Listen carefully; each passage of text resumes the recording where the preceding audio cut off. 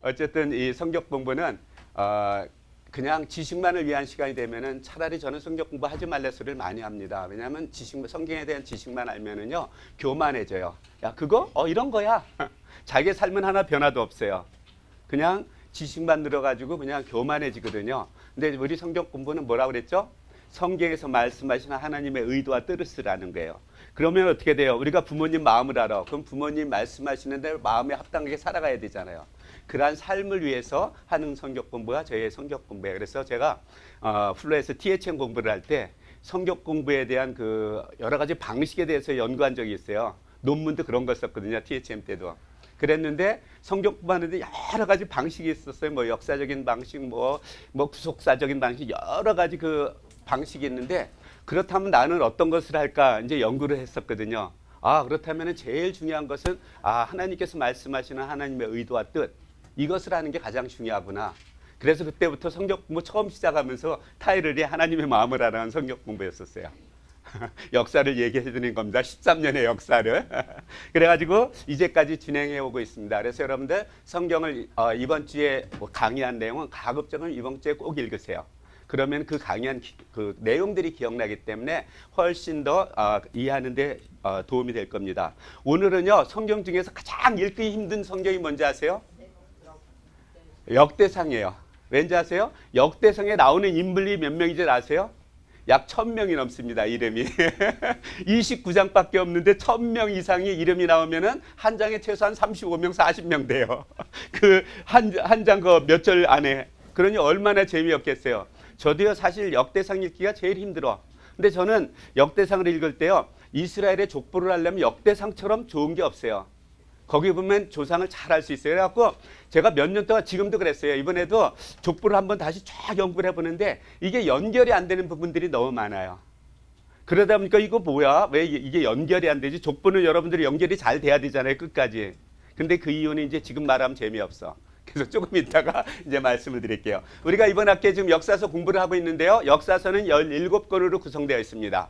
근데 그 중에서 제일 앞에 5권 있죠. 우리가 흔히 모세오경이라고 그러죠. 그래서 하나님께서 창조하신 이후에 그 다음에 노아의 홍수, 그 이후에 하나님께서 아브라함을 선택해서 하나님의 백성을 만들어가는 과정이 나오는 게 이제 모세오경에 기록되어 있어요. 그리고 나서 모세가 신명기를 쓰고 신명기에서 마지막으로 이제 그 느보산에서 설교를 한 다음에 유언처럼 남긴 게 뭐라고 그랬죠? 신명기라고 그랬어요. 신명기는 하나님께서 직접 말씀하신 게 아니에요. 신명기는 모세가 하나님께서 말씀하신 모든 것을 다 듣고 이제 가나안 땅을 정복할 2세들한테 설교하는 거예요. 설명해 주는 거예요. 쉽게. 그래서 가나안 땅에 들어가면은 이게 하나님의 뜻이라는 거야. 그러니까 너희들이 이렇게 살아가라고 권면하는 것이 신명기에 기록되어 있습니다. 그래가지고 이제 여호수아가 가나안 땅을 정복을 하잖아요. 그래서 가나안 땅을 정복한 여호수아부터 지난주 강의한 열왕기 하까지를 우리가 흔히 신명기적 역사서라고 그래요. 그 말은 뭐냐면요. 이스라엘 민족도 우리들이 이 세상 살아갈 때 어떤 게 선하게 살아가냐는 거예요. 내가 선을 많이 행하는 것 아니면 뭐 돈을 많이 벌어서 뭐 남들 많이 도와주는 것 선하죠. 근데 진짜 선한 것은 하나님의 말씀에 순종하며 살아갔느냐 아니면 불순종하며 살아갔느냐. 우리가 선을 베푸는데 정말로 하나님의 마음대로 우리가 마음을 가지고 정말로 겸손한 마음으로 우리가 섬겼느냐 아니면 나 이런 사람이야 하면서 남을 도와줬느냐. 이건 천지 차이가 나겠죠. 그래서 신명기적 역사서라는 것은 어떤 왕이 있으면 선하다. 선한 왕이요. 나라를 갖다 잘 다스리는 왕이 선한 게 아닌 거예요. 하나님 말씀에 순종해서 하나님의 백성들 내금 하나님 말씀에 잘 순종하며 살아가도록 돕는 자. 이것이 선한 왕이었었어요. 그래서 이 신명기적 역사서는 거기에 기준이 있습니다. 근데 오늘부터 다음 주까지 할 역대기 상하는요. 조금 편집된 역사서예요. 우리가 그래도 열왕기까지는요. 역사적인 사실을 그대로 기록해 있습니다. 근데 역대기는 편집을 한 거예요. 편집했다고 해서 왜곡한 게 아닙니다. 이 저자가 의도가 있었어요. 이 쓰는 의도가. 그 의도는 이제 조금 이따가 제가 이제 설명을 드릴 거예요. 자, 의도가 있어가지고 편집한 거기 때문에 그 역사서, 일반 역사서에 기록된 이런 내용들 중에서 어떤 건 넣은 것이 있고요. 어떤 건 더 강조하는 게 있고 어떤 건 빼버리는 게 있어요. 왜냐하면 저자가 지금 교육을 위해서 지금 이 역사서를 쓰고 있거든요. 역대기를. 그래서 그러한 것이 있는 것을 여러분들이 읽고 이해하면 왜 족보가 이렇게 길게 나오는지 이제 조금씩 이해하기 시작할 거예요. 그리고 나서 이제 역사서 제일 뒤에는 어떤 게 있냐면 에스라와 에스더와 느헤미야. 그것은 뭐냐면 이제 이스라엘 민족들이 바벨론에서 70년 동안 포로 생활을 하잖아요. 그리고 나서 예루살렘 귀환한 이후의 역사서거든요. 그래서 그 이후에 어떠한 일들이 있었는지 기록되어 있는 게 이게 이제 그 후반기에 있는 그런 역사서입니다. 그래서 17권의 역사서는 이렇게 기록되어 있는 거예요. 그러면은 예언서는 어떤 거냐? 네, 이 시대 때 하나님께서 어떤 영적 문제가 있을 때 예언자를 보내서 그들로 하나님께 돌아오도록 권면하는 것이 예언서의 전체적인 핵심적인 내용이에요. 시편 기자는 뭐냐? 그다음에 그러면은 시가서는 뭐냐? 시가서는요, 그 당시에 하나님의 말씀으로 순종하면서 잘 살아갔어. 그러한 사람들의 신앙 간증과 같은 거예요. 이것이 성경 구약 전체적인 그런 프레임입니다. 자, 역대기 저자는요, 저기 에스라로 이렇게 알려져 있습니다. 에스라는요, 성경은 진짜 많이 연구한 사람이에요. 그 에스라서 7장 12절에 거기 보면은요, 에스라를 어떻게 설명하냐면요, 하나님의 율법의 완전한 학자 겸 제사장이라고 이렇게 소개를 합니다. 저는요, 제가 지금 진짜 13년 동안, 지난 13년 동안요, 정말 무진장 많은 시간을 성경 연구하는 것만 썼어요. 이제까지. 그랬는데요, 성경의 완전한 학자는커녕 그 중간도 못 가. 제가 느낌이 그래요. 그러면은 얼마나 연구하면 이렇게 됐을까? 제가 봤더니 바로 이런 사람인 것 같아요. 이런 사람이 한 50년, 50살이 됐다고 생각해 보세요. 이 어렸을 때부터 이렇게 연구한 사람이. 그러면 성경의 완전한 율법에 이렇게 완전한 학자가 되지 않았을까? 이렇게 생각합니다. 여러분들 손자나 아니면 자녀 중에서 이러한 학자 만들고 싶어요? 지금부터 부지런히 잘 배워갖고요, 그들한테 잘 가르쳐 주세요. 그래서 그들로 하여금 정말 에스라와 같은 그러한 학자가 나올 수 있도록 돕는 부모가 된다면, 아니면 그 할머니, 할아버지가 된다면 그거 얼마나 큰 축복이겠어요. 자, 우리가 역대기는 아까도 말씀드렸지만요, 편집된 역사서입니다. 이스라엘 민족들이 바벨론 포로로 잡혀갔어요. 70년 동안 포로로 잡혔다가 다시 귀환을 했어요. 귀환을 해보니까 이때는 어떠한 제국 밑에 있었냐면 저기 메데 페르시아 제국 하에 있었거든요. 그러니까 이스라엘 민족들이 예루살렘에 귀환했을지라도 나라도 없고 왕도 없는 그런 나라가 된 거예요. 그랬는데 그래도 귀국했으니까 그래도 나라다운 나라, 그런 나라를 세우고 싶잖아요. 그래서 역사를 쫙 훑어보는 겁니다. 역사를 훑어본 다음에 그렇다면 우리가 하나님의 말씀을 불순종해서 멸망해가지고 우리가 바벨론 포로로 가서 70년을 살았는데, 그렇다면 우리 돌아온 민족들은 어떻게 살아가야 되냐고 고민을 하죠. 그래서 역대기는요, 역사를 쭉 되돌아보는 거예요. 언제부터? 아담부터 쫙 훑어보는 겁니다. 어느 왕국이 그래도 가장 본받을 만한 왕국인가? 근데요, 그 아담부터 사울 전까지는 왕이 있었어요, 없었어요? 왕이 없었잖아요. 그러니까 이름만 쭉 나와 있는 거예요. 본받을 사람이 없는 거예요. 그리고 사울왕은 실패한 왕이에요. 이 저자가 볼 때는 간략하게 치르고 맙니다. 근데 가만히 보니까 거기 다윗이 나타나는 거예요. 그래서 다윗 왕국에 대해서 이제는 본격적으로 이야기를 하는 것이 이제 역대기 전체적인 흐름이에요. 이제 아셨죠? 역대기가 왜 어려운지. 근데 사울 전까지는요, 왕국이 없기 때문에 계속 사람 한 사람 다 찾아본 거예요. 이 사람 괜찮을까, 이런 나라 괜찮을까, 본받을까 하다가 보니까 쭉 본받을 만한 사람이 없는가, 이름만 쭉 나열되어 있는 거예요.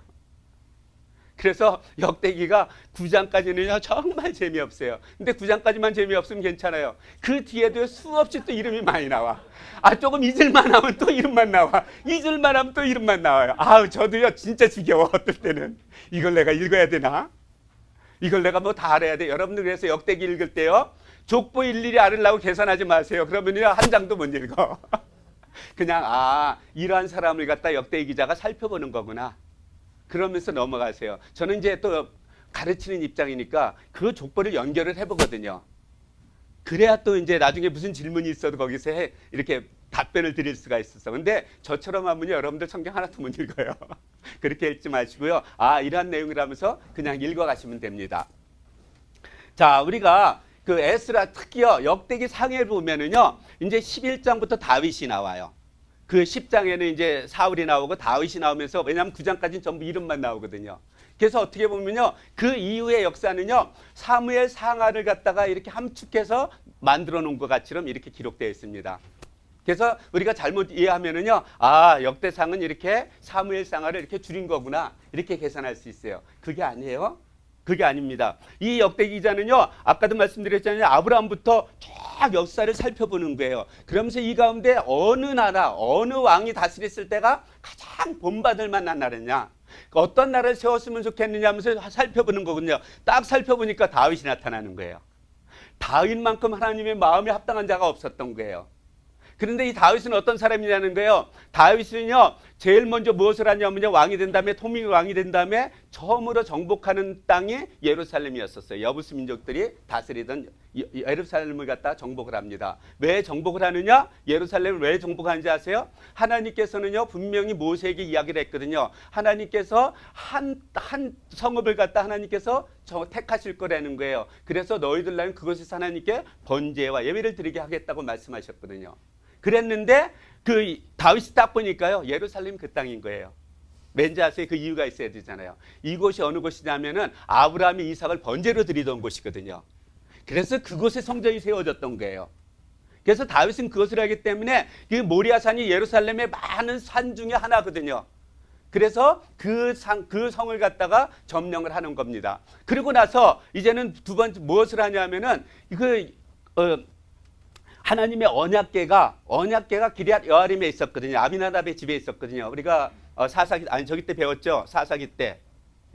사무엘상이구나. 엘리 제사장 때 거기에 빼앗겼잖아요. 그래서 그쪽에 있었거든요. 근데 그것을 어떻게 해요? 자기 근처에 놓고 싶은 거야. 그래가지고 그것을 예루살렘으로 옮기는 장면이 나옵니다. 그리고요, 다윗은요, 이렇게 하나님의 그 여호와의 궤를 옮기는 이유가 있었어요. 항상 하나님께 묻고 싶었던 거예요. 무슨 일을 할 때. 그래서 우리가 다윗이 보면은요, 항상 무슨 일을 하기 전에 하나님께 먼저 묻습니다. 그럼 하나님께 대답하시죠. 그럼 그대로 순종해서 그 일을 행하는 모습을 우리들이 볼 수 있습니다. 그리고요, 그 다윗은요, 그 무엇보다도 성전 건축에 대한 열망이 있었어요.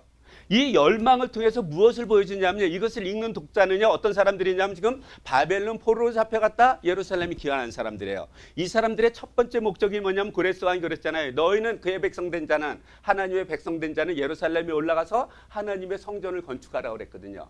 그래서 이들이 귀환한 것은 하나님의 성전을 건축하기 위함이었었어요.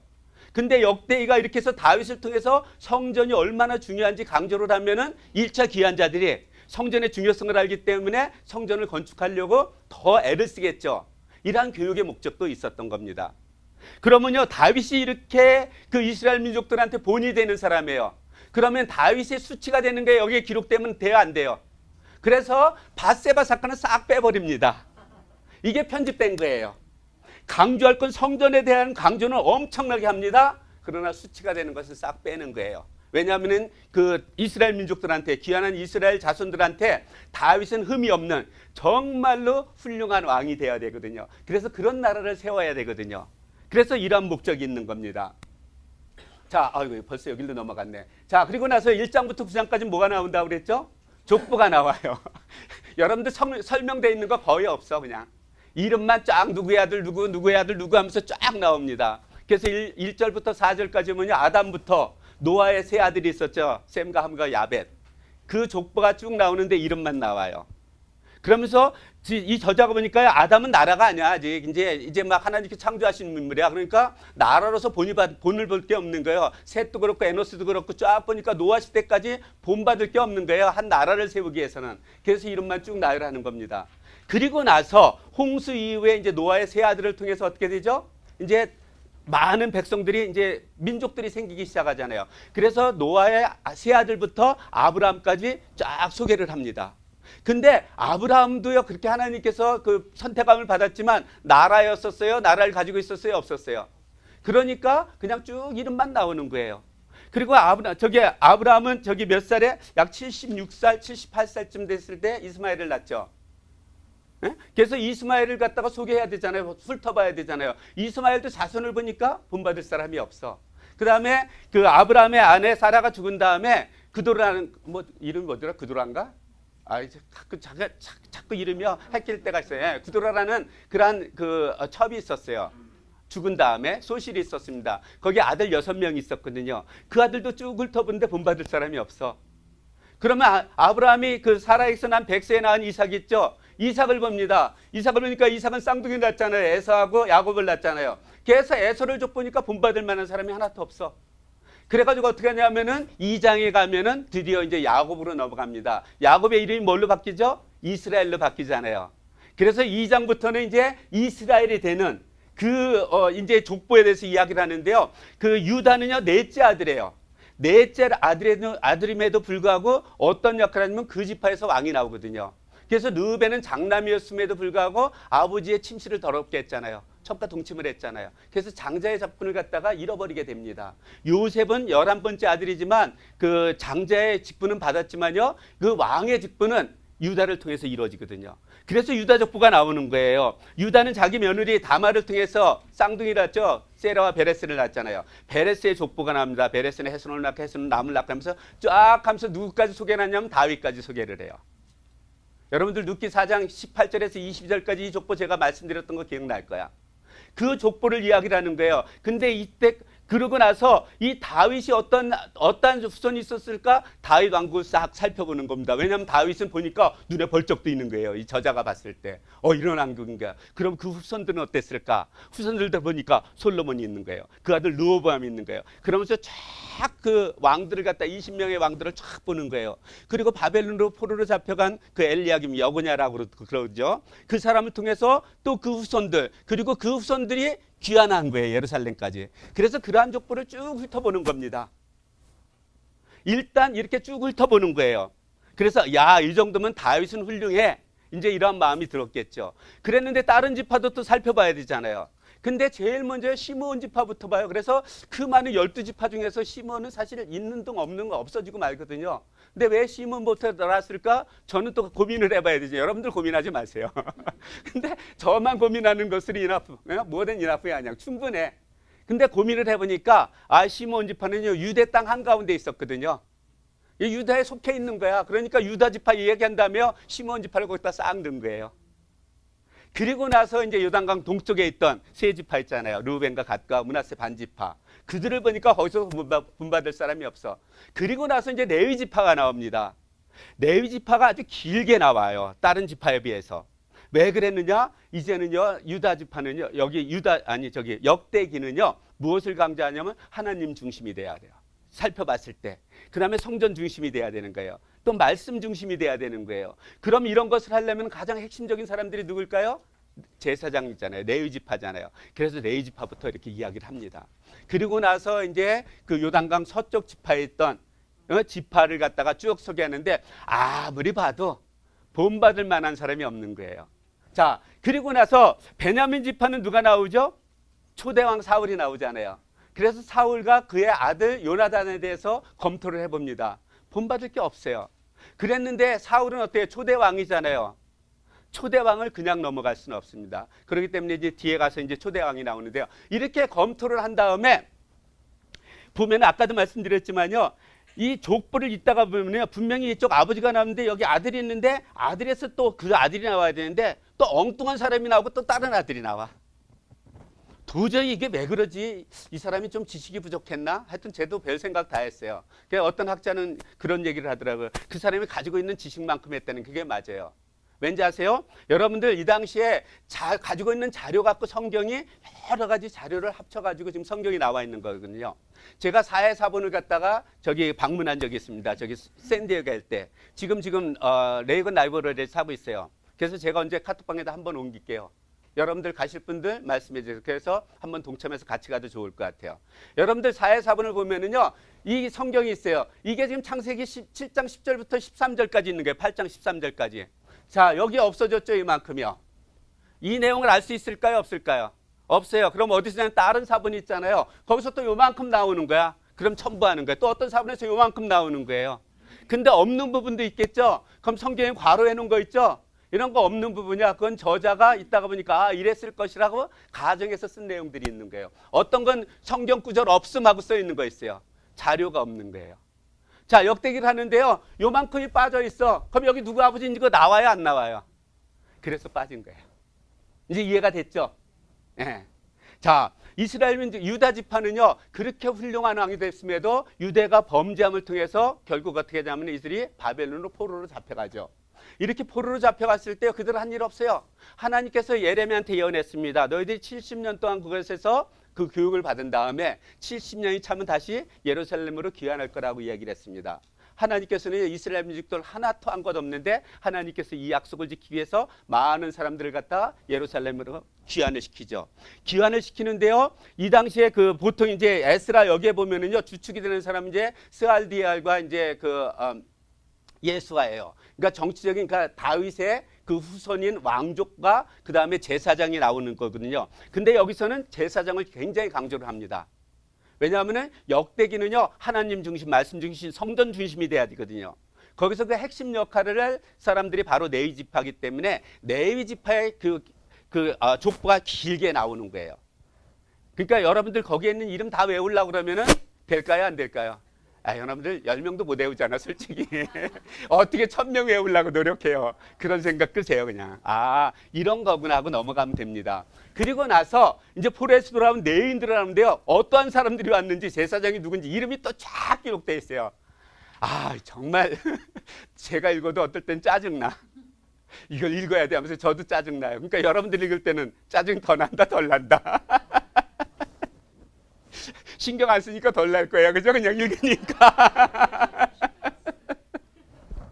자, 그리고 나서 이제 사울의 족보가 나와요. 사울의 족보가 나오는데요. 사울은 어떻게 했냐면 여엘이라는 그러니까 기브온 조상이라고 그래요. 기브온 조상 여리엘이라고 얘기를 합니다. 근데요, 이 여리엘은 어떻게 보면 그럼 꼭 기브온 조상 같잖아요. 그게 아니에요. 이스라엘 민족 땅을 분배한 다음에 어떻게 했어요? 12지파한테 나눠줬죠.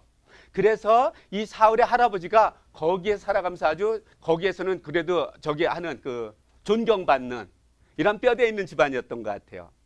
여엘의 아들이 이제 기스고요. 기스의 아들이 사울이잖아요. 그래서 사울이 얼마나 뼈대 있는 집안인지 소개를 하는 겁니다. 왜냐? 사울은 초대왕이 되는 사람이잖아요.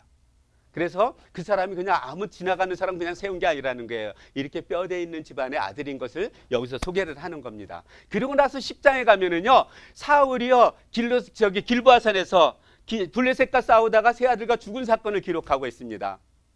그리고 끝. 사울에 관해서는요. 불과 여러분들 그 사무엘상을 읽다가 보면은요, 9장부터 31장까지 약 23장에 걸쳐서 사울에 대한 이야기가 나오고 있어요. 근데 여기서는요, 10장에 그냥 1절부터 14절까지 하는데요, 간략하게 죽은 사건만 나와요. 왜 그랬을까요? 아까도 말씀드렸지만 역대의 기자가 봤을 때는 사울은 실패한 왕이에요. 그러니까 길게 쓸 필요가 없어요. 그냥 초대왕 이런 사람이 있었다 소개하면 되는 거예요, 독자한테. 그래서 왜 멸망했느냐, 멸망한 이유를 얘기를 하는 거예요. 죽은 이유를. 그냥 하나님께 불순종했기 때문이라는 거예요. 어떤 불순종을 했느냐, 어떻게 해요? 제사장만이 드리는 제사를 사울이 드렸었죠, 사무엘상에. 그 다음에 아멜렉을 진멸하라고 할 때 어떻게 했어요? 진멸하지 않고 좋은 것들은 가지고 오고 쓸모없는 것만 다 죽였죠. 이러한 일들을 행했다는 거예요. 그 다음에 세 번째는 어떤 일을 했죠? 하나님께 묻지 아니하고 점치는 여자한테 찾아가서 묻곤 했었잖아요. 이러한 일을 행했다는 거예요. 이러한 일 때문에 하나님께서 사울을 죽였다는 거예요. 사울이요 블레셋 사람들한테 죽었지만 하나님께서 죽으셨다는 거예요. 그리고 그 뒤에 이 나라를 이 세 아들 다윗한테 넘겼다고 이야기를 합니다. 이러면서 이제 11장부터는 다윗에 대해서 이야기를 하는 거예요. 역대기에 볼 때는 다윗만큼 훌륭한 왕이 없는 거예요. 이스라엘 전 역사를 봤을 때. 그래서 이스라엘의 전 역사를 통해서 다윗을 갖다가 참 높게 이렇게 띄우는 겁니다. 자, 다윗은요, 맨 처음에 그 사울이 죽은 다음에 헤스론에서 왕이 되잖아요. 헤스론에서 왕이 된 다음에 사울의 아들 무비보셋이 죽은 다음에 이스보셋인가? 이스보셋이구나. 뭐 비슷한 이름이 하도 많이 나오니까 그냥 대충 알아서 들으세요. 자, 이스보셋이 죽은 다음에 그 이스라엘 그 많은 지파 지도자들이 와가지고 다윗을 왕으로 세우죠. 이래서 이제 통일 왕국이 됩니다. 그래서 이제는 그 이스라엘의 한 나라의 왕으로 이제 다윗이 되는 거예요. 이렇게 다윗이 왕이 됐을 때 첫 번째 성읍을 점령하는 게 어느 성이라고 그랬죠? 예루살렘을 점령을 하죠. 예루살렘을 점령했을 때요, 거기 여부스 사람들이 굉장히 조롱했었습니다. 그 내용 지난주에 강의했으니까 여러분들이 이제 기억하면서 성경을 읽으시면 돼요. 자, 이렇게 조롱하면서 어쨌든 그 성을 점령을 하죠. 이렇게 성을 점령했을 때 아무래도 그 다윗 혼자 그 성을 점령할 수 있어요? 아니면 많은 돕는 사람들이 있었을까요? 어떤 사람이 도왔는지 또 일일이 이름을 또 다 기록해. 아이고. 독자 생각 전혀 안 해요. 근데 여러분들 우리들은 그렇지만요. 이스라엘 민족들이 이것을 읽을 때는 우리처럼 그게 지겨울까요? 지겹지 않을까요? 왜 그럴까요? 내 조상인 거예요. 내 조상이 얼마나 큰 일을 이뤘는지 그 업적을 읽는 거거든요. 그렇기 때문에 우리들이 읽는 그 입장하고요, 이스라엘 민족들이 읽는 입장하고는 전혀 달라요. 야, 우리 조상이 어떤 일을 했지 막 찾아가 보세요. 왕족이었어서 얼마나 신이 나겠어요. 막 자랑하고 싶겠어요. 그걸 보여주는 거거든요. 그래서 이것을 읽을 때, 야, 이렇게 지겨운 거 왜 썼어 그러지 말고 이스라엘 민족들이 이것을 읽었을 때 얼마나 신이 났을까. 그 생각을 하면서 여러분들도 거기서 족보 한번 찾아보세요. 나 누가 이제 내 조상이 될 거야 하고 그 이름을 정해놓고 한번 찾아보세요. 찾는 재미가 재미있을 거예요. 그리고 나서 이뿐이 아니라 이제 많은 지파 중에서도 돕는 지파가 있었다는 거예요. 그래서 어떤 지파 누가 이렇게 도왔는지에 대해서 쭉 기록을 하고 있습니다. 자, 이렇게 다윗이요, 이제는 예루살렘 성을 점령했어요. 그러고 나니까 가만히 보니까 아직도 여호와에게가 기럇 여아림, 그 아비나답의 집에 있는 거예요. 그래서 이제 그걸 옮길 생각을 합니다. 옮길 생각을 하는 거예요. 이렇게 옮기는 이유가 있습니다. 이제까지 사울은요, 누구한테 갔었죠? 신접한 여인한테 간 거예요. 하나님한테 묻지 않고. 사울이 그랬는데 자기는 이제는 모든 일을 하나님에 묻기 위해서 이것을 옮기려고 하는 장면이 나옵니다. 이렇게 똑같이 무슨 일을 해도요, 전혀 다른 입장에서 다윗은요, 하나님의 성경 말씀을 읽어도요, 하나님의 뜻이 무엇인지 알기 위해서 읽었던 거예요. 결국은. 그러면서 이제 이야기를 하는데, 여호와의 개는요, 우리가 어깨에 매야 돼요? 아니면 수레에다 실어야 돼요? 그걸 알았어요, 다윗도요. 그래서 이제 어깨에 매려고 사실 제사장들을 다 모았어요. 근데 다윗 생각에 가만히 보니까, 그래도 내가 왕인데 하나님의 궤를 옮기는데 그래도 롤스로이스나 아니면 벤츠나 캐딜락이나 근사하게 만들어서 거기서 올리고 싶은 마음이 있을까요, 없을까요? 왕이 되면은. 왕이 안 돼봐서 몰라 우리는.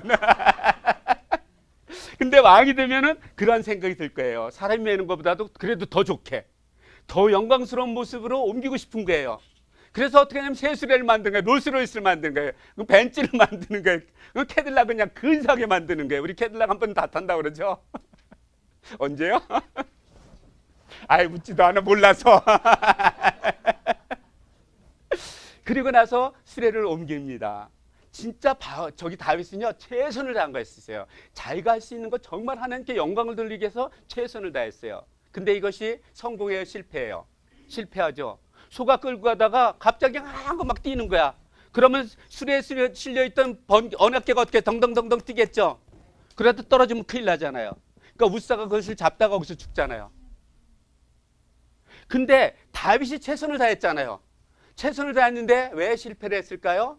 실패한 이유는요, 하나님의 뜻이 아닌 자기 생각대로 했기 때문이에요.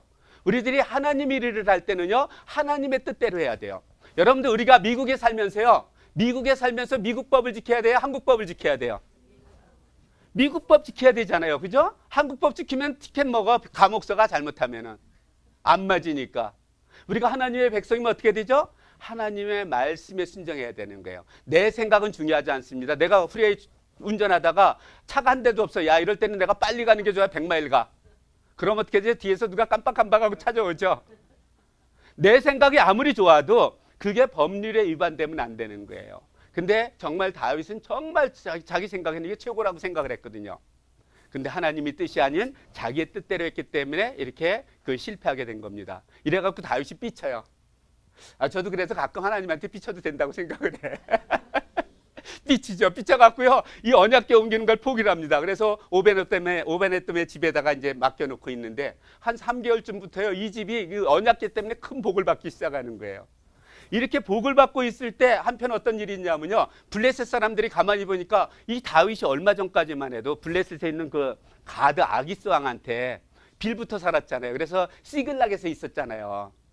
근데 사울이 죽은 다음에 이게 왕이 된 거야. 통일 왕이 된 거예요. 그래갖고 항상 그 블레셋과 그 이스라엘은요, 원수지간이었었거든요. 근데 이게 자기의 빌붙어 있다가 왕이 됐으니까 얼마나 괘씸했겠어요. 그래서 블레셋 사람들이 다윗을 치려고 올라오는 거예요. 르바임 골짜기에서 치고 있을 때 다윗은 하나님께 묻습니다. 하나님 어떻게 할까요? 올라가서 칠까요? 올라가서 치라는 거예요. 올라가서 치라고 그러면 또 올라가요. 그럼 승리합니다. 근데 블레셋 사람들이 한 번 진 다음에 두 번째 너무 억울한 거예요. 저놈 자식 저거 어떻게 하면 내가 죽일까 갖고 더 많은 군사를 들이고 또 가죠. 그랬을 때 다윗이 하나님께 또 묻습니다. 하나님 어떻게 할까요? 이번에도 올라가서 칠까요? 그랬더니 아니라는 게 이번에 올라가지 말라는 거야. 이번엔 그들 뒤로 가가지고 뽕나무 맞은편에 있다가 뽕나무에서 걸음소리가 나면 걸음소리는 하나님의 시그널입니다. 바스락 소리 같은 거. 바람으로 불어지겠죠. 그 소리가 나면은 그들을 침공하라는 거예요. 그러니까 하나님께서 먼저 가셔서 그들을 치실 거라는 거죠. 다윗은 그대로 순종하는 거예요. 그랬을 때 승리를 합니다. 보세요. 다윗은 어떻게 했어요? 항상 무슨 일이 있을 때 하나님께 묻는 자였었어요. 그리고 나서 이러한 일이 있은 다음에 소문이 들리는 거예요. 오베네돔의 집에서 이 언약궤가 거기에 있은 다음부터 복을 받는다는 거예요. 하나님의 복을. 다윗은요 하나님의 복만큼은 빼앗길 수 없었어요. 양보할 수 없었습니다. 그래서 어떻게 하냐면 그것을 다시 이제 예루살렘을 올라올 계획을 하죠. 그러면서 1차 때 왜 실패를 했는지 이제 연구를 하는 거예요. 그랬더니 내가 아무리 내 뜻이 좋았어도 하나님의 뜻이 아닌 걸 발견을 하죠. 그래서 안 되겠다. 이번에는 우리가 어깨에 매야지. 근데 어깨에 매기 전에 먼저 준비할 게 있는 거예요. 데려오기 전에, 가져오기 전에. 어떻게 하냐면 그 궤가 있을 장소가 있어야 되잖아요. 그래서 철저하게 준비합니다. 먼저 예루살렘에 언약궤가 오면 그것을 머물 장막을 만들어 놓는 거예요. 그리고 이제 언약궤를 메올 모든 레위인들을 다 모읍니다. 다 모은 다음에 그들을 먼저 언약궤를 매기 전에 성결케 하는 거예요. 성결해야 하나님의 궤를 맬 수 있으니까. 이렇게 성결케 한 다음에 그 궤를 이제 예루살렘으로 가지고 옵니다. 자, 가져올 때요. 여러분들 우리 어떤 나라 대통령이 외국에 딱 가면 어떡하죠? 비행기에서 딱 내리면은 군악대들이 나와서 나팔도 불고 막 어떨 때는 옆에서 막 태극기도 들고 막 기도 들고 그러잖아요. 그럼 하나님의 궤가 움직이는데 하나님께서 움직이는데 싱송맹송하게 갈 수 있을까요? 없을까요? 군악대를 동원하는 거예요. 그래서 노래하는 자, 그 다음에 수군가 아이고 왜 이렇게 안 넘어갔어요?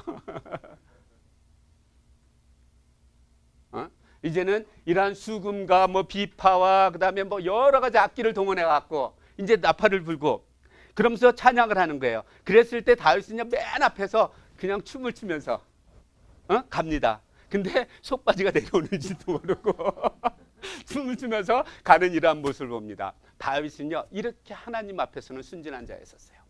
하나님 앞에서는 부끄러움을 알지 않는 자였었습니다. 무엇을 해도 하나님께 영광을 돌리는 거라면 이보다 더한 것도 하겠다고 이야기를 하죠. 자, 이래가지고 이제는 여호와에게가 예루살렘으로 오는 거예요. 예루살렘으로 왔을 때 다윗이 얼마나 기뻤겠어요. 그 기뻐하는 것을 표현했는데 바로 16장에 기록되어 있어요. 다윗이 여호와의 궤를 옮긴 다음에 얼마나 기뻐하는지. 그래서 여러분들 이제 역대상 16장을 읽을 때는요 그걸 기억하고 읽었어요. 다윗이 얼마나 기쁜 마음으로 이것을 지금 쓰고 있는지를, 찬양하고 있는지 그것을 기억하면요 그 단어 하나하나에 이 다윗의 그 기쁨이 묻어나는 것을 여러분들이 느낄 수 있을 거예요. 그랬을 때 우리가 하나님의 마음을 아는 거예요. 다윗의 마음을 알아야 하나님의 마음을 알지, 다윗의 입장도 모르고 어떻게 하나님의 마음을 알겠어요. 자, 그리고 나서 좀 세월이 흘렀어요.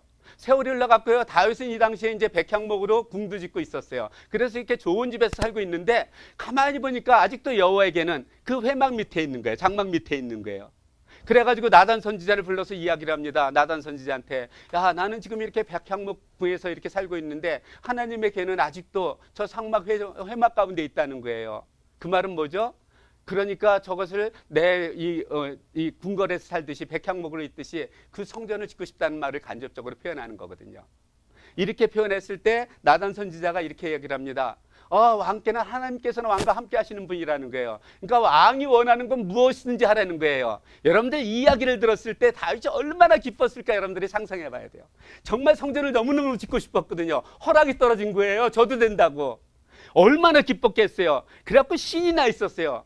이렇게 한참 신이 나고 있는데 하나님께서는 나단이 이제 집으로 돌아갔는데 나단을 다시 부르는 거예요. 넌 다윗에 가서 이렇게 이야기를 하는 거예요. 야, 너는 내 집을 짓지 말라고 이야기하라는 거예요.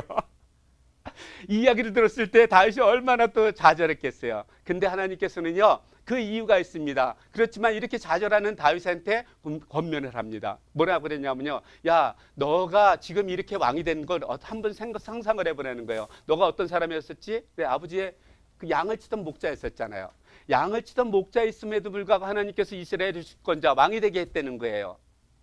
그리고 하나님께서 항상 너와 함께 하셨다는 거예요. 이렇게 했듯이 이 세상에 어떠한 존귀자의 이름같이 내 이름을 존귀하게 해줬다는 거예요. 다윗은요 이때 이름도 별로 알려지지 않았거든요. 근데 제국들 많이 있었잖아요. 그 사람들 자녀로 옮겨주겠다니까 얼마나 신이 나겠어요. 그러면서 한마디 더 합니다. 예? 하나님께서는요, 너를 위하여 그 왕조를 갖다가 세워주겠다는 거예요.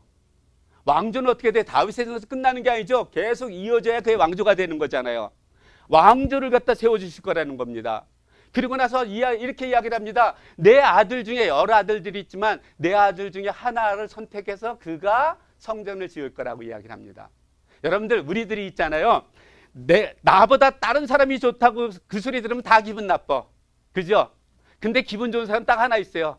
우리 아들이 나보다 좋다고 그러면은. 그죠?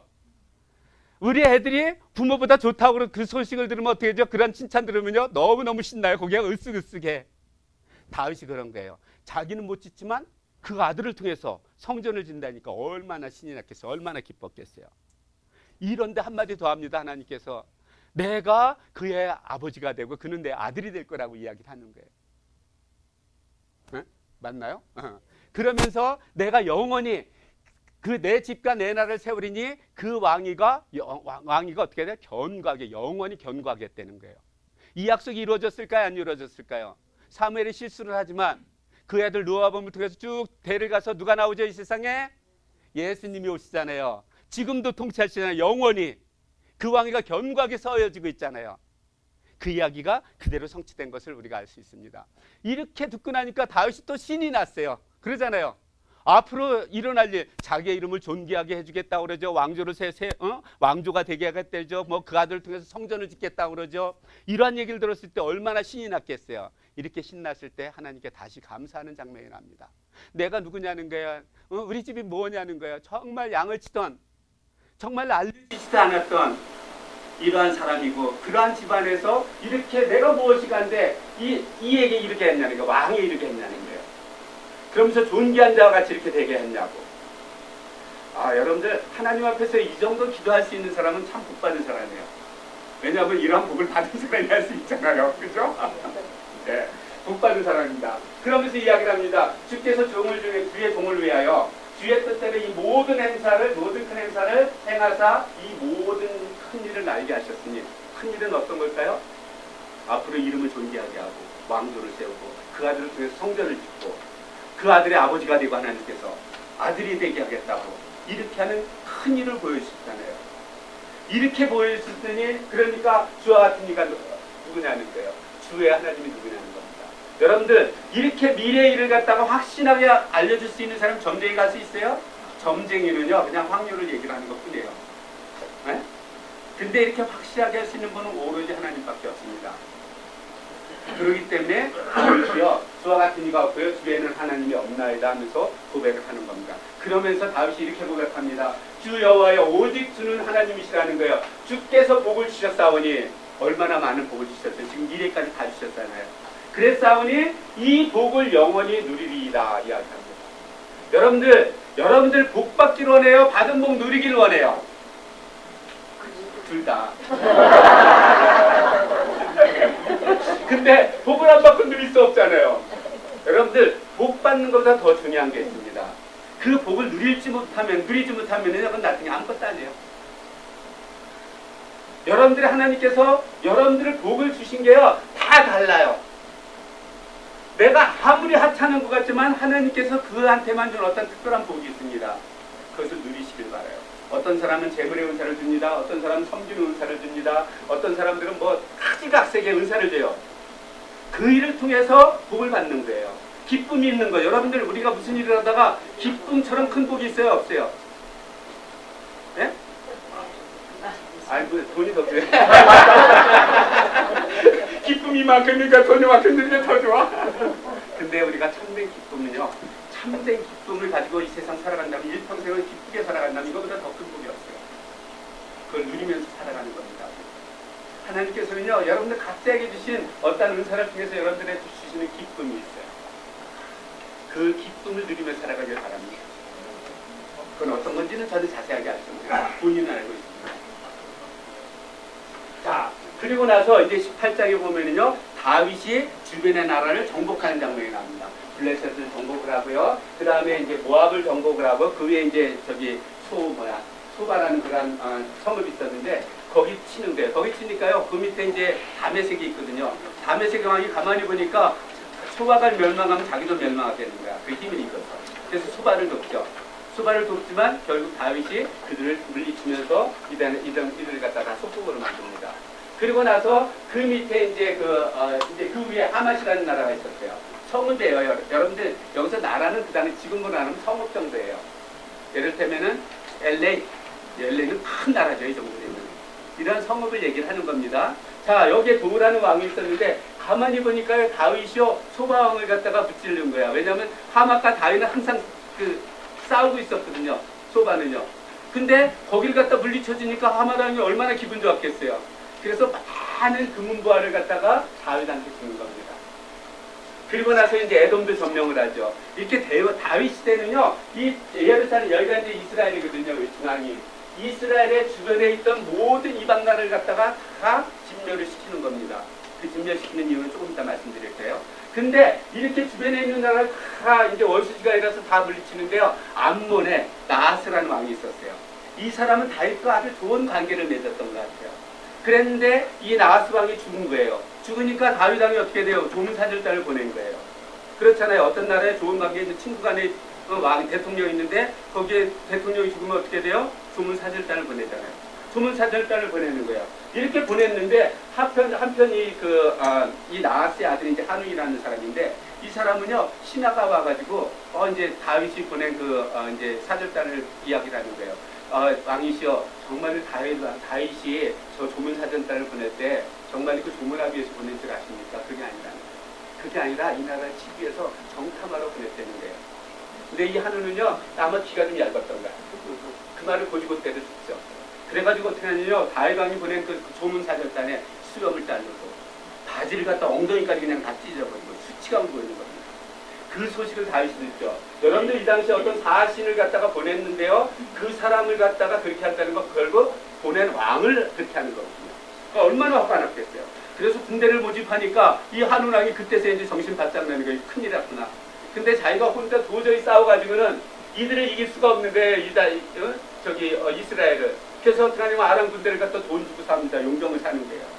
은 1000달란트예요. 은 1000달란트는 어느 정도 되냐면 34톤 정도 되는 은이에요. 엄청난 거죠. 그래서 이건 탱크도 거기 가고 뭐 하여튼 군인들을 갖다 다 이제 사오는 거예요.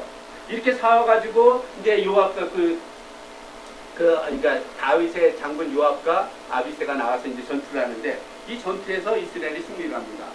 그랬는데 한편 아람 왕은요 가만히 보니까 너무 자존심이 상하는 거야. 지금 돈을 많이 받아 도와준다고 갔는데 패했어. 그러니까 얼마나 자존심이 상하겠어요. 그래서 다음에 더 많은 군대를 갖다 동원을 하죠. 그래서 다시 이제 이스라엘하고 싸우는 거예요. 근데 이 싸움에서도 이스라엘이 승리를 합니다. 그래서 이때부터 아람 왕도 이제 속국이 돼갖고 다윗 왕한테 이제 조공을 바치는 그런 신세가 됐어요. 그래갖고 이 다윗 시대는요 다윗이 가는 곳마다 어디를 가든지 승리했다고 그럽니다.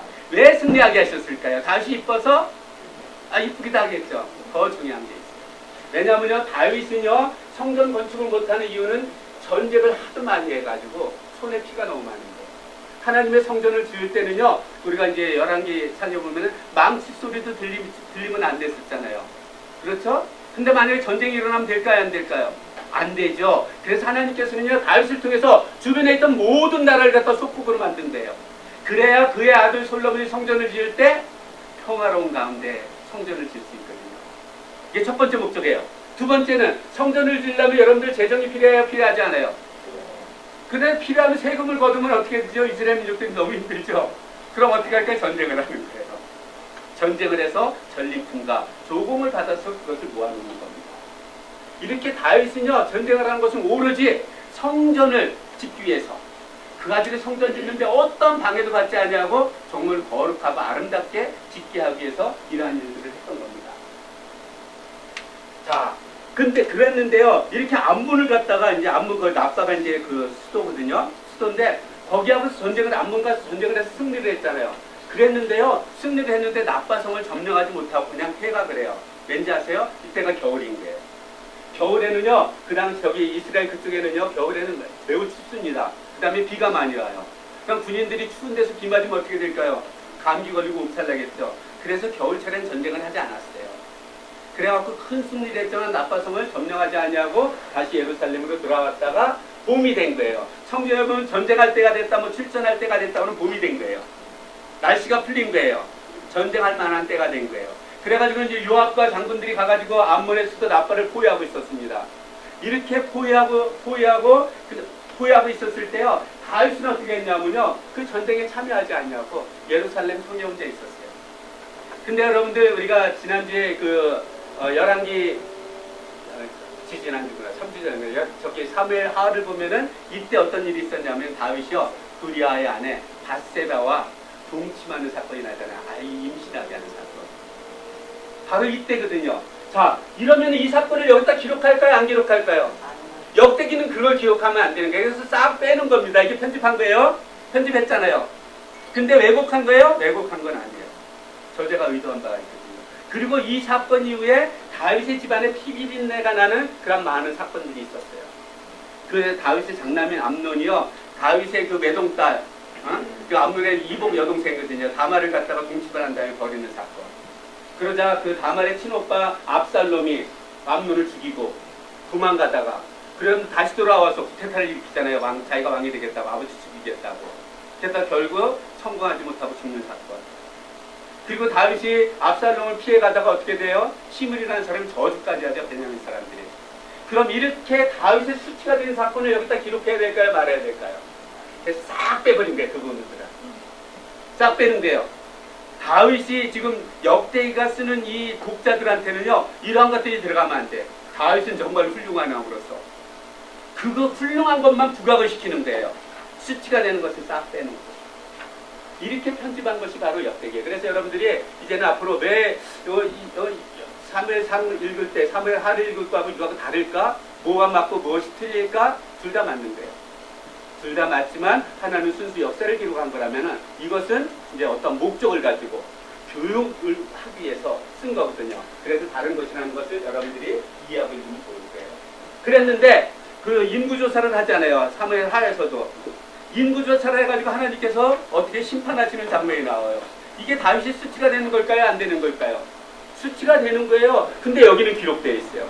여기 사무엘 그 역대기 상에 보면은요, 그 다윗이요 이렇게 인구조사를 한 건요, 사탄이 다윗의 마음을 충동시켰다고 이야기합니다. 그래가지고 인구조사를 시작을 하는 거예요. 인구조사 시작을 할 때 그 모압 장군이 그거 왜 하냐고 말리죠. 그 고집부리죠. 다윗이 당장 가서 인구조사라고. 그 인구조사를 한 것은 그건 잘못된 거라는 거예요. 왠지 아세요? 우리들이 지금 인구조사 해야 안 해요, 미국에서. 인구조사하는 것은요, 갓난아이로부터 전체를 합니다. 근데 이 당시 인구조사는요, 군대에 나갈 만한 사람만 인구조사하는 거예요. 20세 이상 군대에 나갈 만한 사람. 그래가지고 다윗이 인구조사하라는 것은요, 나한테 얼마나 군사력이 있나, 내가 얼마나 힘이 있나, 이런 목적이 있는 거거든요. 하나님을 의지하는 게 아니라 이제는 나의 군사력을 의지하고 싶은, 내가 얼마나 군사력을 가지고 있는지 이렇게 자랑하고 싶은 이러한 마음이 있었거든요. 이것이 하나님 보시기에 죄였던 거예요. 범죄였던 거예요. 그래서 하나님께서 이 일 때문에, 하나님께서 교만한 거 제일 싫어하신다고 그랬잖아요. 이 교만 때문에 하나님께서 다윗을 치는 거죠. 쳤더니요, 이제 막 회개를 하는 거 하나님 잘못했습니다. 뭐 그냥 엉엉 울었을 거예요. 막 옷을 찢어가면서. 성경이 기록돼 있잖아요. 또 찾는다고 또 찾으면 안 돼. 막 엉엉 울면서 아마 그랬을 거예요. 그러니까 그 죄는 용서해야 돼요. 죄 싹은 치료해야 되는 거예요, 항상. 그럼 하나님께 선지자 갓을 보내죠. 갓을 보내서 이야기를 합니다. 다윗한테. 하나님께 세 가지 옵션을 줬다는 거예요. 첫 번째는 3년 동안 이 나라에 기근이 있을 거라는 거예요. 두 번째는 석 달 동안 내가 저한테 패해가지고 쫓겨다닐 거라는 거예요. 세 번째는 여호와의 칼, 즉 전염병이 3일 동안 있을 거라는 거예요. 3일 동안. 자, 이 중에 하나 선택하라는 겁니다. 여러분들 뭐 선택할래요? 제일 짧고 굵은 거. 역시. 짧고 굵은 거 해야 되죠. 근데 우리 짧고 굵은 것만 하면 돼. 뜻이 있어야 돼. 그때 다윗은 짧고 굵은 거 선택을 합니다. 뭐라고 하는지 아세요? 하나님은 긍휼하신 분이라는 거예요. 그러니까 하나님 손에 내가 맡기겠다는 거예요. 사람 손에 맡기지 아니하고. 지금 전염병을 그 앞에 뭐라고 그랬죠? 여호와의 칼이라고 그랬죠. 오직 이것만은 여호와의 칼이라고 이야기를 합니다. 하나님께서 직접 심판하시는 거라는 거예요. 그래서 이것을 선택하는 거예요. 그랬는데 3일 만에 7만 명이 죽어요. 예루살렘을 빼놓고. 예루살렘을 빼놓고요. 다른 지역에서 7만 명이 죽습니다. 그래가지고 이제 하나님의 천사가요. 하나님의 사자가 이제 예루살렘을 치려고 오르난의 그 타작마당에 있었어요. 오르난의 타작마당 어느 곳이라고 그랬죠? 예루살렘 안에 있는 거거든요. 예루살렘을 안 쳤으니까 예루살렘을 치려고 그랬던 거예요. 그랬을 때 하나님께서 그 천사를 막습니다. 야, 이제 족하다는 거예요. 그만하라는 거죠. 근데 그때 다윗이요. 그 오르난의 타작마당에 이 칼을 빼고 서 있는 천사를 봅니다. 그 모습을 보고 다윗이 하나님께 이렇게 기도합니다. 하나님, 이렇게 인구조사라고 명한 사람이 내가 아닙니까? 내가 교사라고 명했는데 이 백성들은 뭐 했냐는 거야. 이 양떼들은 아무것도 하지 않았습니까? 내가 명령한 것뿐인데. 근데 지금 어떻게 됐어요? 백성들이 7만 명이 죽었잖아요. 그리고 예루살렘도 지금 어떻게 될지 모르잖아요. 이렇게 기도하는 거예요. 그러면서 이렇게 기도합니다. 청하건대 나의 하나님 여호와여, 주의 손으로 나와 내 아버지의 집을 치라는 거예요. 나와 나의 아버지의 집을 주고 주의 백성에게 재앙을 내리지 말라는 거예요. 지금 이스라엘 민족들이 죽어가고 있잖아요. 이게 진정한 리더예요. 진정한 리더는요, 모든 책임을 자기가 지는 겁니다. 근데 이 세상에는요, 지금 세상에는 지도자가 하나도 없어요. 한국도 그렇고 미국도 그렇고 자기가 잘못한 건 다 남이 잘못한 거야. 그죠? 다 남이 잘못했대. 세계 지도자들 똑같아요, 지금요. 지금은요, 지도자가 정말로 없는 이러한 세대가 됐어요. 옛날에는요, 대통령이 뭐하다 잘못했으면 겸손하게 정말 사과도 하고 물러나기도 했었어요. 근데 지금 그런 대통령 있는 거 봐요, 못 봐요? 못 봅니다. 이게 요즘 세상이 된 거예요. 근데 우리들은 어떻게 되죠? 크리스찬이잖아요. 여러분들 가정에 문제가 생겼어요. 1차적인 책임 누구면 있을까요? 아이가 말썽을 부려? 아이가 잘못이 있을까요? 가장이 잘못이 있을까요? 먼저 나입니다. 하나님께서는요, 하나님께서는 남편으로 하여금 가장으로 세워주셨어요. 집 안에서는 최고의 책임자입니다. 그래서 무슨 문제가 있으면은 자신부터 봐야 돼요, 아빠들은. 그 다음에 어머니, 그 다음에 자식인 거예요. 그 일을 행했으니까. 그러니까 1차적인 책임은 항상 가장에게 있는 겁니다. 회사도 마찬가지예요. 회사가 문제가 생겼어요. 1차적인 책임 누가 있을까요? 사장이 잘못한 거예요. 어떤 단체에 문제가 생겼어요. 회장이 잘못한 거예요. 그랬는데 나쁜 사람들은 다 남이 잘못했대. 다 부하 직원이 잘못했어. 자기는 잘못한 거 하나도 없어. 자기 말을 안 들어서 그렇다는 거예요. 이것은 진정한 지도자가 아닙니다. 그래서 우리 크리스찬 지도자는요, 정말로 무슨 일이 있을 때 정말로 아니 입으로만 하는 게 아니라 진정으로 나의 잘못을 먼저 하나님께 회개하는 여러분들이 되시길 바랍니다. 저부터 그래야 돼요, 사실요. 자, 그러고 나서 하나님께서는요, 그 다윗한테 그러는 게, 그래? 그럼 알았다는 거야. 내 죄를 용서해 줄 테니까. 오르난의 타작마당에서 하나님께 번제를 드리라는 거예요. 그랬는데요, 이 오르난은요, 사실 타작마당에서 여호와의 사자가 칼 들고 있는 것 같지는 숨어 있었거든요. 근데 다윗이 번제를 드리기 위해서 거기 딱 나타나는 거예요. 그러니까 얼마나 당황했겠어요. 왕 앞에 막 뛰어나가는 거예요. 그러면서 어떻게 오셨냐고. 이랬을 때 다윗이 이렇게 얘기를 합니다. 이 타작마당을 나한테 넘기라는 거예요. 그냥 주지 말고 상당한 값을 받고, 그러면서 그 값을 받는데 그 이유를 설명해 주는 거예요. 지금 전염병으로 해서 많은 사람들이 죽고 있는 거 보고 있지. 하나님께서 자기한테 명령했다는 거예요. 이곳에서 번제를 드리라고. 그래서 번제를 드리기 위해서 이 땅이 필요하니까 나한테 팔으라고 이야기를 합니다. 여러분들 아합도요, 나봇의 포도밭을 갖다가 어떻게 했어요? 빼앗았죠? 예? 그것은 자기의 욕심을 채우기 위함이었어요. 근데 지금 다윗은 어떤 거죠? 민족을 살리기 위해서. 민족을 살리기 위해서 이 밭을 넘기라고 그러죠. 그랬을 때 나봇이 알았다니까 다 그냥 드리겠대요. 그냥 땅이고 뭐고 다 드리겠다는 거예요. 그랬을 때 다윗이 뭐라 했는지 아세요? 아니라는 거예요. 내가 하나님께 제사를 드리기 위해서 너의 것을 탈취하지 않겠다는 거예요. 상당한 값을 치르겠다고 그럽니다. 그러면서 금 600세겔에 삽니다. 근데요, 여러분들 이제 성경을 좀 주의 깊게 읽은 사람들은 사무엘 하에 보면은 은 50세겔에 샀어. 은 50세겔하고 금 600세겔하고는 비교도 안 될 만큼 차이가 커요. 왜 이렇게 다르냐는 거예요. 또 어느 게 맞고 어느 게 틀리냐는 거예요. 어떤 학자가 그런 얘기를 하는데 제가 동감을 해요. 그 사무엘상에서 딴 상은요, 번제 드릴 그 제단만 샀다고 그러면은 이 역대기에서는 뭐를 강조하고 있죠? 성전을 강조하고 있잖아요. 성전을 강조하려면 번제단도 필요하면 터가 필요하잖아요. 그래서 온 산을 산 거예요. 그래서 금 600세겔에 이렇게 산 것으로 얘기하는데 저는 거기에 100% 동의합니다. 이해가 되죠? 네, 그래서 여러분들이 성경이 틀렸을 때 어느 게 옳은가 틀린가를 갖다 생각하기 전에 어떠한 의도와 어떠한 뜻이 있는가를 생각하는 게 참 중요합니다. 그게 하나님의 마음을 알아가는 거예요. 자, 그리고 나서 이제 다윗이 거기서 이제는 그 번제단을 쌓고 화목제물을 딱 드리는데 하늘에서 불이 내려와 응답하시는 거예요. 그것을 본 다윗이 얼마나 놀랬겠어요. 그래서 이렇게 찬양합니다. 이곳은 여호와 하나님의 성전이라는 거예요. 그러면서 이곳은 곧 이스라엘의 번제단이라고 이야기를 합니다. 그래서 그곳이요, 그 번제드리던 그곳이 아브라함이 이삭을 번제드리던 그곳이었고요, 그곳에 솔로몬이 성전을 짓는 거예요. 그곳에. 그렇기 때문에 사실 이 다윗의 수치가 되는 이 그 인구 개수지만 중요한 걸 했거든요. 뭘? 성전의 터를 구입하는 사건이 나오잖아요. 그래서 이 역대기 기자는요, 다윗이 어떠한 실수도 했지만 그것을 통해서 이 예루살렘 성전이 어떻게 지어졌는지, 어느 곳에 어떻게 지어졌는지를 교육시키기 위해서 이 사건이 들어간 겁니다. 이와 같이요, 그 역대기 기자는 이 역사서를, 이 역대기를 쓸 때요, 모든 것들을 보고 지금 교육을 위해서 이렇게 계획을 하고 있었던 겁니다. 자, 그러면서요, 이제 그 뒤에 가면은 다윗이 성전을 짓지 못했던 이유에 대해서 나와요. 아까도 말씀드렸지만 전쟁을 많이 했어요. 손에 피가 너무 많은 거예요.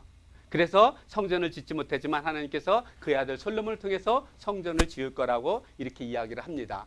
그러면서 솔로몬을 위하여, 그렇지만 다윗이 해야 될 일이 있어요. 무엇을 하냐면 아까도 말씀드렸지만요, 솔로몬은 성전을 짓는 일에만 열중해야 되는 거야. 그러면 만약에 전쟁이 일어나면 안 돼요. 그 다음에 성전을 짓는데 재료가 부족하면 안 돼요. 그래서 그 모든 것을 준비한 거예요. 다윗이 준비한 그 재물이요, 금이 10만 달란트래요. 여러분들 1000달란트가 34톤 정도 돼요. 그러면 10만 달란트는 거기에 동그라미 2개가 들어가는 거죠. 나 계산 안 돼요. 여러분들 계산해 보세요. 얼마나 많은 것을 준비했나. 은은 100만 달란트. 이러한 것을 다 준비하는 거예요.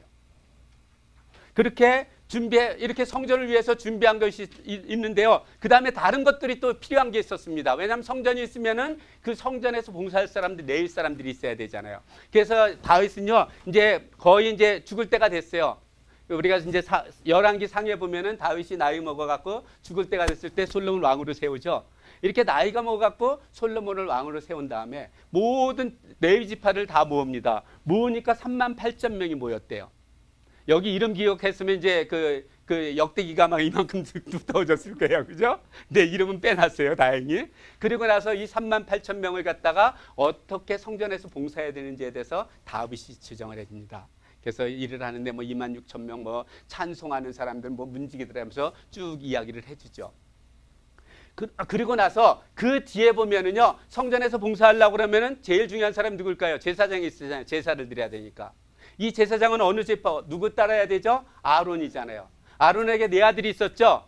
홈리와 비느하스와 엘리에살과 이다멜 4아들이 있었는데 홈리와 비느하스는 레위기 10장에서 죽죠. 하나님께 다른 불을 드리다가 죽잖아요. 그래서 이제 엘리에살과 이다멜이 남는데요. 이 다윗 시대에 이 자손 중에서 엘리에셀 자손 중에서는 사독이 제사장이었고요. 그 다음에 이다멜의 자손 중에서는 아히멜렉이 자손이었었어요. 근데 이 아히멜렉은요, 여러분들 사무엘 하를 보다가 보면은 노베에서 다윗한테 이제 음식도 주고 무기도 주잖아요. 그래서 나중에 걸려갖고 사울이 죽인 사람이 바로 아히멜렉인데요. 이 아히멜렉을 얘기를 하는 게 아니에요. 이 아히멜렉의 아들이 아비아달이었었습니다. 그의 아들이 아버지와 똑같은 아히멜렉이었었어요. 그래서 왜 여기서 죽었는데 여기서 또 나타나? 여러분들 그러면 안 돼요. 그래서 족보는 그래서 필요해요. 그래서 저는 그런 걸 또 꼼꼼히 보죠. 다른 것을 여러분들한테 알려드리기 위해서. 자, 이러고 나서 거기에서 나오는데요. 보면은요, 엘리에셀에서 나왔던 제사장은 16명인데요. 이다멜에서는 그 반밖에 안 돼. 후손들이 8명으로 줄어요. 왜 그럴까요? 여러분들 그 사무엘상에서 엘리 후손들이 어떻게 됐죠? 엘리가 지은 죄 때문에 늙은이가 없겠다고 그랬죠? 일찍 죽은 거예요. 그러다 보니까 제사장 수가 점원으로 줄은 거예요. 이해가 되죠? 예. 네. 그래가지고 24명을 갖다 24반차로 나누죠. 그래서 이제 돌아가면서 하나님께 제사를 드리는데 여러분들 누가복음 1장에 보면요. 세례 요한의 아버지가 사가랴예요. 사가랴는 아비야의 계열이라고 이야기를 합니다.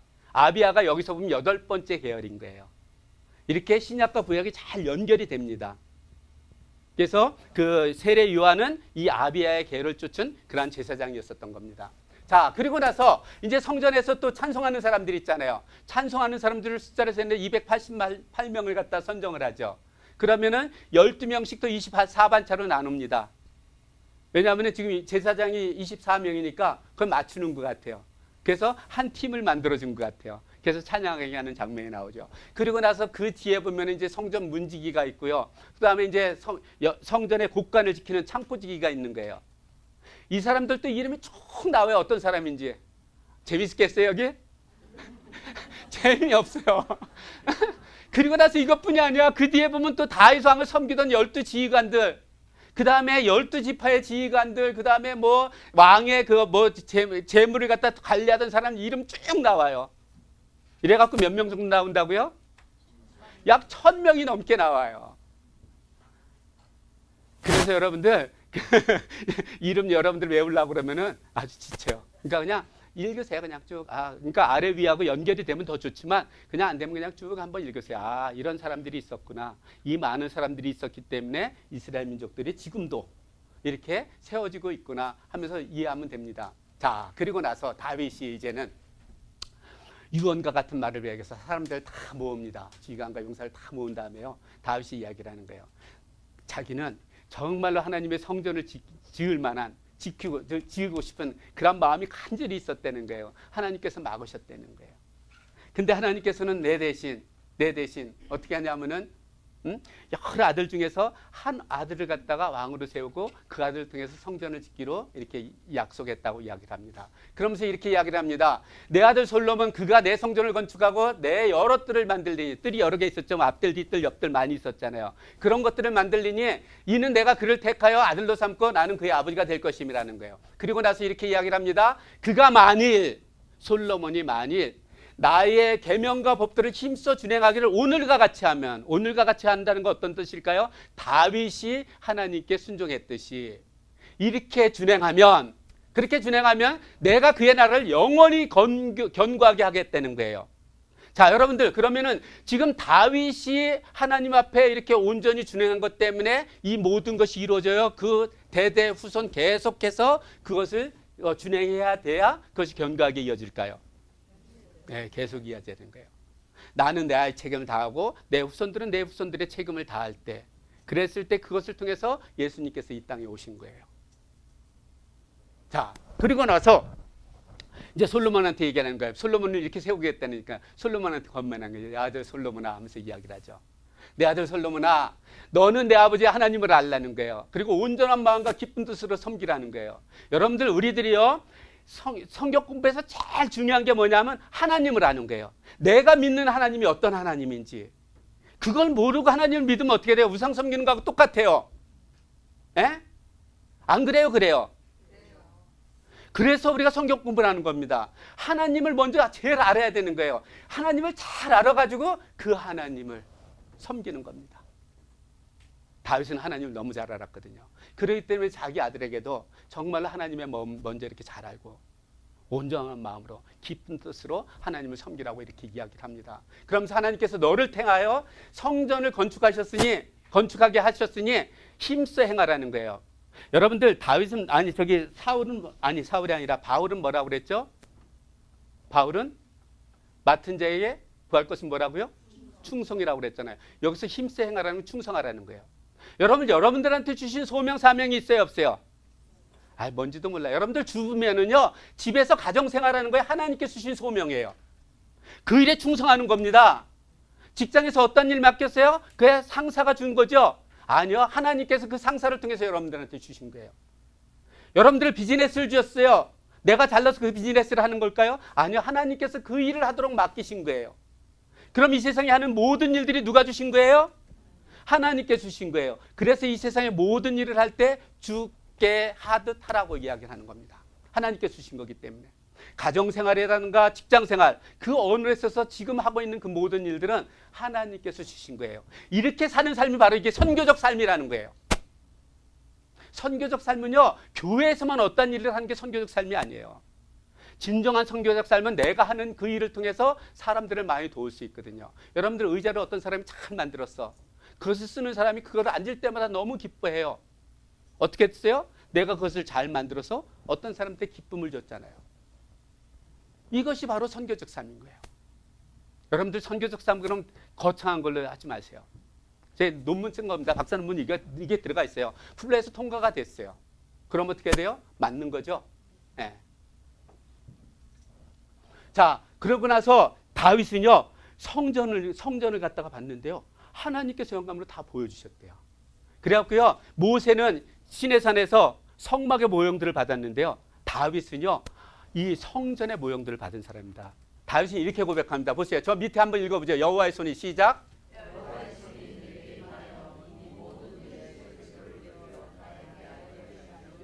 하나님께서요, 이 성전의 설계도를 다 그려갖고 보여줬다는 거, 주셨다는 거예요.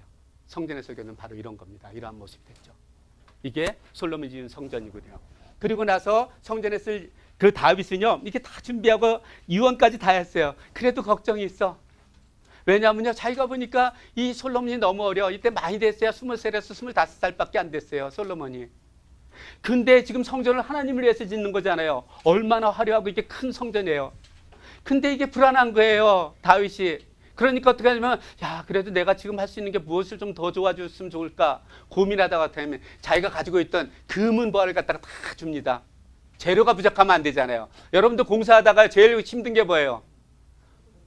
돈이 부족한 거예요, 공사비가. 그러면 안 되잖아요. 그래서 자기의 가지고 있던 모든 재산을 갖다가 하나님께 드리죠. 이렇게 다윗이 드리니까 그것을 보고 있던 지도자들도 다 자원해서 드립니다. 이렇게 지도자들이 드리니까 또 백성도 드리는 거예요. 여러분들, 우리들은요, 그 많은 지도자들이 말로 무엇을 하려고 그래요.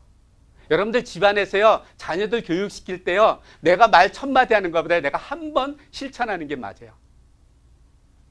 제가요, 한번 자랑 좀 할게요. 제가 우리 아들이 이제 어렸을 적에 저한테 뭐라는 줄 알아요? 우리 아빠가 제일 좋아하는 건 성경이래요.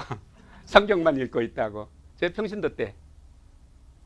그랬더니 애들이 나중에 성경을 읽으라고 하면 읽을까요, 안 읽을까요? 잘 많이 읽었어요. 그래서 여러분들, 우리는 자녀들 교육시킬 때요, 야, 너 엄마 아빠는 TV 보면서 드라마 보면서 야, 공부해. 흔히 말해서 CR도 안 먹힌다고 그러죠. 그래서 다윗은 이렇게 본을 보였던 겁니다. 그러면서 이야기를 하죠. 너무너무 감사하는 거예요. 이렇게 자기가 이렇게 했을 때 많은 사람들이 동참해 주니까. 그러면서 이렇게 고백합니다. 우리가 주의 손으로 받은 것을 주께 드리는 것뿐이라는 거예요. 이렇게 많은 것을 드려도.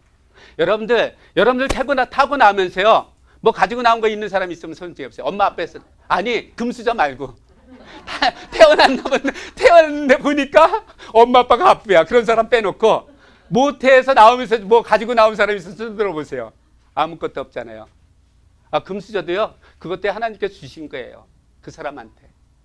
근데 그것을 어떻게 활용하냐는지 그 사람한테 달려있는 거죠. 꼭 금수저라고 해서 다 천국 가지 않습니다. 오히려 지옥 갈 확률이 더 높아요. 교만해지기 때문에.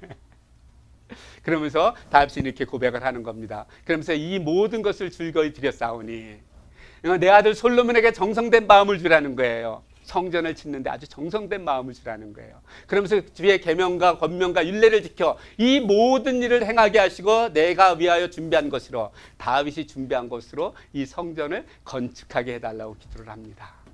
그리고 나서 번제를 드린 다음에 이제 그 다윗이 통치 40년을 마치고 세상을 떠나게 됩니다. 이렇게 다윗이 죽을 때요, 성경에 이렇게 기록되어 있습니다. 나이 많아 늙도록 부와 존귀를 누리고 죽었다는 거예요.